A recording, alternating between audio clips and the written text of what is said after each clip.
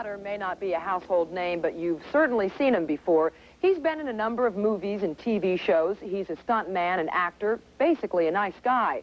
So what's a nice guy doing in a movie like Friday the 13th? The hockey mask and butcher blade are familiar figures to fans of fear. So familiar, the bloodthirsty butcher behind the blade is known on a first-name basis, Jason. Watching Jason take Manhattan in Friday the 13th, Part 8, will give you a different picture of the real man under the mask. Any parallels between your personality and that of Jason? I certainly hope not. I'd like to think I'm a little nicer than he is. Do you have to gear yourself up, get yourself ready to take on these roles? I do kind of a lot of growling and guttural type roaring, as it were. Gets my adrenaline flowing for the stunt. I've been told that I actually scream throughout a stunt. Kane Hodder has been a stuntman on the Hollywood scene for more than 10 years. He's had bit parts in a number of sitcoms and movies, including American Ninja Part 2. Friday the 13th Part 7 was his first starring role, and Part 8 his second. Bringing Jason here to Manhattan out of the murky depths of Crystal Lake gives new dimension to the horror series. Casting Kane as the lead role for the second time is also a first. 6 other actors have played the part. Although Kane is a little out of character as Jason, the part seems to fit him perfectly. It's a big challenge to come off scary without looking like you're trying to act scary.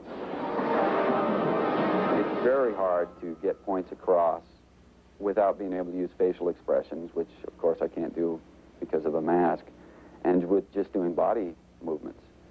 And it's quite a challenge, and that part of it really appeals to me because being as I'm the first one to play the character a second time, I'd like to think that it's because of looking natural. When Kane isn't scaring people half to death, he spends much of his time helping them heal. He does a lot of charity work with children. Hodder says in his younger years, he was known to raise a little Kane, but an accident during a fire stunt a while ago almost cost him his life and months in a burn center. He's healed now, but he keeps going back.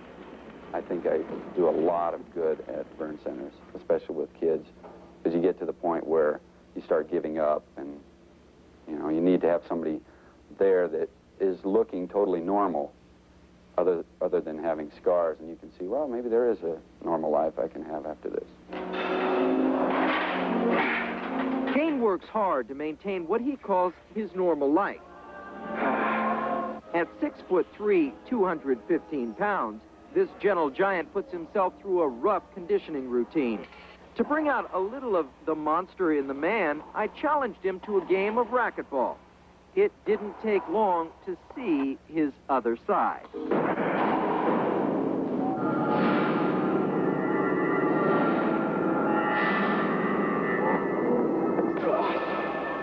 guy's a killer. Despite the ultimate compliment from Killer Kane, it didn't take long for him to cut me down to size.